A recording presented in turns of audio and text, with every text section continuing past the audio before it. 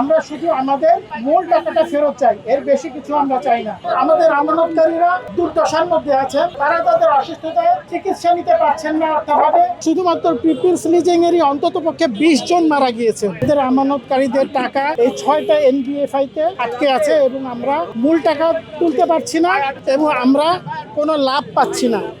এবং আমাদের মধ্যে অধিকাংশই বয়স্ক মানুষ, অনেকের চাকরি চলে গিয়েছে, অনেকের ব্যবসা চলে গিয়েছে। আপনারা জানেন এর মধ্যে একটা করোনার মতো একটা বিপর্যয় আমরা অতিক্রম করেছি।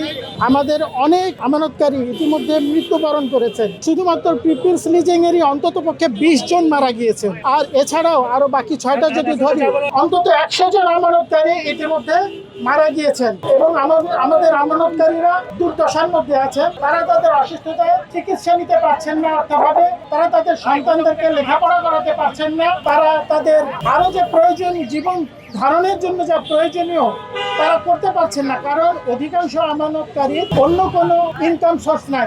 এই জন্য আমরা এখন বাধ্য হয়েছি। আমরা বিগত সরকারগুলোর সময় অপেক্ষা করেছি ধৈর্য ধরে, কিন্তু কোনো ফলাফল পাইনি।